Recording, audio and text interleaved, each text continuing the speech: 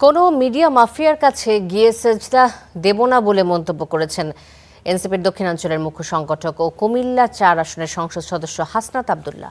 পিরোজপুরে এনসিপির জুলাই পদযাত্রা কর্মসূচিতে অংশ নিয়ে একথা বলেন তিনি। এর আগে শহরের সিও অফিস মোড় থেকে শুরু হয় পদযাত্রা। বিভিন্ন স্থান প্রদক্ষিণ করে শহীদ মিনার চত্বরে গিয়ে শেষ হয় পদযাত্রা।